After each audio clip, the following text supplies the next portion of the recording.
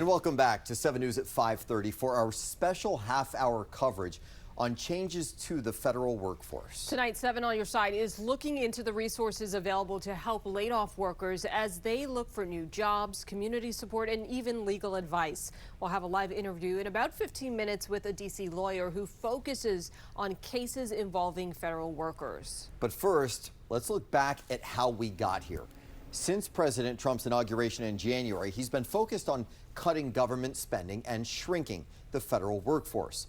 Efforts on both of those fronts have been led by the Department of Government Efficiency, what's known as DOGE. Billionaire Elon Musk is not technically the director, but he guides a lot of the agency's decisions, and we've seen buyout offers and layoffs at more than a dozen agencies. All the affected agencies we know are listed right here in that graphic, including the Department of Education, the EPA, and the Department of Veterans Affairs. And we just learned that 4,000 DOD employees started receiving termination notices this week. More than 30,000 offered to resign. And earlier this week, we saw some large protests outside of NOAA's headquarters in Silver Spring after 1,000 people there were fired. Yeah, the impacts of this is really far-reaching. Many people who work in the federal workforce are highly trained, but also have very specific skill sets, and that can make transitioning to the private sector more difficult if there just aren't jobs available. Absolutely. Our Rebecca Turco is looking now into what job seekers can do to really stand out. Thank you. It's been weeks of unease for federal workers trying to figure out what's next, whether they've been laid off or fear it coming. It's a tricky journey to make. There's the people who have lived that journey already and those who found it tricky moving to the private sector. I do think it's about how people tell their stories, how we show the valuable skills that folks have had working in government. So how do you show off those skills, especially those who are highly specialized, like the meteorologist fired from NOAA? Let's say a handful of people that are all in the same position, only one might get the job. John Hatton is with the National Active and Retired Federal Employees Association. He says those applicants may want to keep an open mind. I think it's keeping your other options open in those cases if it's a very competitive market. That means identifying your transferable skills, and that also goes for those not in hyper-specialized fields. This is actually an opportunity for you to explore. Charles Hall heads DC's Department of Human Resources. He explains you can target your hard skills, such as coding, and soft skills, like time management. It helps an employer see that you can be a contribution to the organization in a variety of ways. And it will also help you in recognizing there are more opportunities available to you than just where you may have worked. Former federal workers can revamp their resumes and get help doing that at DC's job fair next Friday at Gallaudet University. Come fully prepared to sell yourself, advocate for yourself, to compete with others who are there, and to put your best foot forward to leave with a potential offer of employment. Reporting from the district, Rebecca Turco, 7 News. And every week we are updating a list of local job fairs catering toward federal workers. You can find it on WJLA.com. We've just updated next week's events with virtual and in-person fairs planned in Arlington, D.C., and Landover. Now, people who live in the DMV are seeing some of the most immediate impacts from the job cuts. And it's not just people who are laid off, but all of the ripple effects that come with that. That's right, because it means families spend less money, so local businesses earn less. And we're starting to see impacts to the private sector as government contractors also lose funding. We've seen members of Congress out in communities hosting town halls to hear the most immediate concerns people have. We know that we are going to have to address the job loss, the housing crisis that's going to subsequently impact us, but also our rural communities are going to be affected. As a state senator, someone who's passed legislation through the Senate and the House to protect our federal workers in case of a government shutdown, it's important for them to see us in their communities. Well, today, 7 News learned that nearly 12,000 people have filed unemployment claims in the district. Our Washington, D.C. reporter Felicia Ashley tells us about the challenges those laid off are running into as they look for resources, jobs, and try to survive. At 4:25, I received an email saying, "You're fired," and then within a half hour, I was basically locked out of my life. For this laid-off Environmental Protection Agency employee, getting help and trying to get hired feels like a full-time job without the pay. I'm constantly dressed in business attire, partially to dress for the job you want, but also to always be ready. She was scared speaking out would lead to retaliation and any chance of working in the government. She's holding on to survive in the district, but is getting to the end of her rope. What resources have been made available to you, and what resources have been given to you to support you during this time? None. We've tried to get information on our health care benefits, radio silence. I reached out to the Department of Employment Services. Take a look at this. Nearly 12,000 federal employees have filed initial unemployment claims. She hasn't been able to join this list because she says she can't get her forms from her former old job. No one is answering. We have no idea what's going on, and no one's telling us anything. When you think about tomorrow, what's the first thing on your mind? When I think about tomorrow, I think about how I'm going to put food on the table for my family. When I think about tomorrow, I think about how am I going to keep a roof over our head. Reporting from Northwest D.C., Felicia Ashley, 7 News.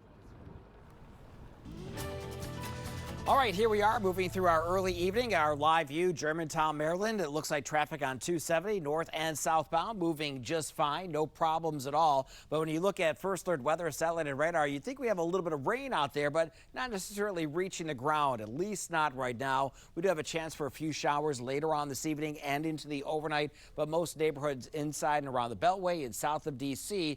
will stay dry. So here's our evening forecast for you, with temperatures and clouds increasing. Will fall into the 40s by early tomorrow morning. Wake up temperature just around 40 degrees, and then those clouds will begin to break as we head through mid-morning tomorrow. High temperature around 50 to 55 degrees, so it's going to be pretty nice out there. We'll be a little bit on the breezy side with wind gusts upwards of 20-25 miles per hour. That's going to make it feel just a few degrees cooler than our actual air temperature. Coming up in just a few minutes, we'll look at our 7-day outlook. 70s are in the forecast for next week, along with our next wet weather chance.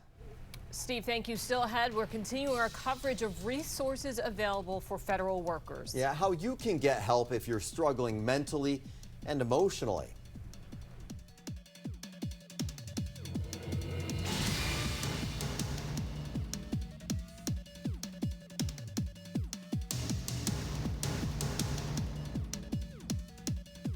Back as we continue our special coverage of the recent federal worker layoffs. Safe to say, whether you still have a job or not, this is a very stressful time for federal employees. Local governments and organizations in the DMV, though, are offering support groups, classes, and hotlines. Things are starting to percolate. I think there's a moment of surprise and maybe shock and uncertainty of what's going to happen. You're not alone. We're here to help. Now, the Crisis Lifeline 988 is available 24/7, and you can call or text that number if you need any help at all. And we've also seen the community come together to support federal workers. A flower shop in Alexandria is offering free flowers for feds, and Theodore Washington is offering free or discounted tickets to shows. You can find all of our continuing coverage, including prior interviews with employment and legal experts, on our social media accounts. We've got a playlist dedicated to federal worker stories on our YouTube page. And coming up in just a few minutes, we'll be speaking with a lawyer who represents federal workers about what to do if you think you've been wrongfully fired. Stick with us. We'll be right back. And we are back live at the alert desk. You know, the many moves by President Trump and Elon Musk to fire federal workers and cut the federal government have not gone without responses. There are a number of lawsuits. One big one, what involves Maryland Attorney General Anthony Brown. He's leading a coalition of 20 attorneys general from throughout the country who say Trump is breaking the law by the way he's going about this, and they want the firings to stop and fired employees to be reinstated. Well, last night, D.C.'s Attorney General Brian Schwab, pictured here, he announced that D.C. is joining that suit. Virginia and West Virginia are not a part of it. Now, in addition to this lawsuit, unions for federal workers have filed a lawsuit trying to stop the mass firings of probationary employees, Michelle. All right, thank you so much, Tom. All right, well, we know there's a lot to unpack with all the legal back and forth right now over federal layoffs. We're joined now on the phone by Katie Watson, an attorney in D.C. who specializes in working with federal workers in a wide variety of employment matters. Katie, thank you so much for hopping on the phone with us. Hi, Michelle. Thanks for having me. So we want to talk first about the lawsuit focused on firings over alleged poor performance reviews. What steps can someone take to possibly appeal the decision? Michelle, employees who receive that kind of notice want to certainly take note of the effective date of the removal that's listed in the document they receive, a notice of termination. And for the federal employee, they want to file an appeal with the MSPB, which is the Merit Systems Protection Board, a tribunal that hears appeals of federal personnel actions within 30 days. Those are the basics of what I would recommend to do. And I would also say, to the best of their ability, to marshal any evidence, documentation they have that their performance was good, was well reviewed, and things of this nature, and any contacts at their job, people that they may want to stay in touch with who could also vouch for that. Those are the basic first steps to try to protect yourself. Yeah, all good steps that can show paper trail, also evidence of their work. Katie, I'm wondering who's reaching out to you? This has to be a really busy time. Is there a particular group of workers who you believe have a stronger case when it comes to a legal standing on this matter? Yes, we're hearing from many federal employees, certainly lots of folks on their probationary period, which generally speaking, probationary employees do not have a lot of legal protections. However, they do have some. They still have a due process right to their federal job. And I am in agreement with the suits that have been filed recently that these mass terminations or attempted terminations of probationary employees is not in accordance with the law. There has to be a specific reason specific to that employee to terminate the employee during the probationary period, not form letters that are given to each employee and aren't individualized in any way. So I certainly believe they have a strong legal standing for that claim. And some of these lawsuits, Katie, have called for workers to be reinstated in their jobs. Is that really a plausible option right now? How much time might this all take to play out? It's hard to say the amount of time. It's hard to predict what'll happen next, I have to confess. However, the judge can order for these terminations to be vacated or rescinded, which the result would be to place these workers back into their positions. It's certainly true that I would then recommend to brace yourself for the next action to try to remove all of these jobs. And the way we view it is these mass firings of probationary employees is an attempt to do what's called a reduction in force, or a RIF, which is an action that can take place in the federal government where if it's been assessed that these workers are not needed for the mission of the agency or something of this nature, the agency can go about taking that action. However, again, it is not done via a form letter with no individualized assessment. In addition, and this is according to laws passed by Congress and regulations promulgated by the agencies, which they're empowered to do by Congress, a co-equal branch of the executive branch of the president. So these absolutely have the force of law, and they have to be done by considering things like veteran status, tenure at the agency, whether their services are still useful to the agency, or if they can be put in a different competitive area at the agency. And of course, none of those steps were taken. Well, Katie Watson, I can tell you are very knowledgeable on this topic. We're going to have you come back because there's more to discuss. Katie Watson, thank you so much. Appreciate it. Thank you. Okay, we've got Steve here now, and you were showing us, it was interesting earlier on the radar. We saw some of that green moving this way, but you said it didn't necessarily mean we were going to get the rain. Yeah, you know, a lot of it's not imaginary, but in the upper levels, it's picking up a little bit of wet weather, but not necessarily reaching the ground. Okay. And it's mainly going to be north of D.C., so if you have evening plans out, it's nicer weather out there right now, and it's a Friday night. I wouldn't worry about the rain gear. That's so not you're imaginary okay there. either. No.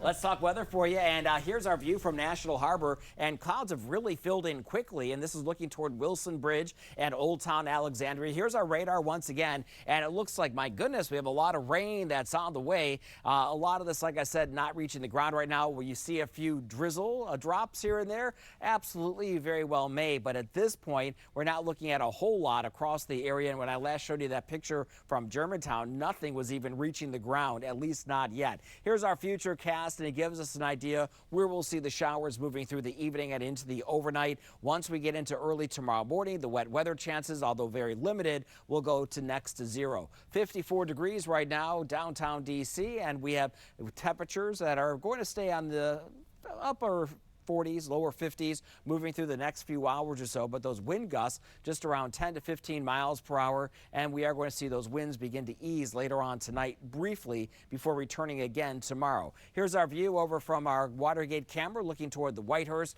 The clouds are with us, a few showers here and there. Temperatures for this evening will drop into the middle 40s, so by 9, 10 o'clock, it's definitely going to be cool out there, but for the most part, it's going to be dry. Farmers market early tomorrow morning. Temperatures will start the day in the 40s. Near 50 by 11 o'clock. Skies will rapidly grow brighter midday and then through the afternoon, with highs tomorrow feeling pretty good, anywhere from the upper 40s to middle 50s. A little bit cooler off to the north and west, but wind direction will begin to change as we move into the day on well, this doesn't look quite right to me. It should be on Sunday. I'm not expecting temperatures like that, but we will take a look at all this. This is what we're expecting for Wednesday of next week, minus that 59. We'll see temperatures well into the 70s. So here's the next 7 days for you. A breezy afternoon tomorrow. We're in the lower 60s on Sunday with daylight saving time, and then we're in the 70s come Tuesday, Wednesday, and Thursday. We're back right after this.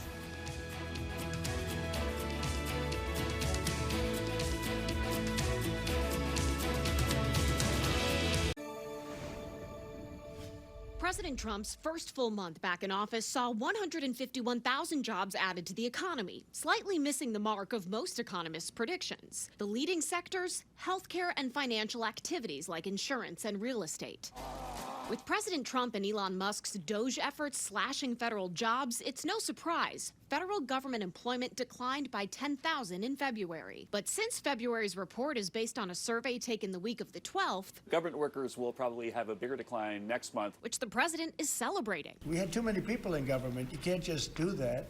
We had too many. The impact goes far beyond people in government. Investors and business leaders have had their confidence undermined by the high degree of uncertainty that has been essentially projected by the administration. So far this year, employers have announced more than 221,000 job cuts, the highest year-to-date level since the Great Recession, according to the outplacement firm Challenger Gray and Christmas.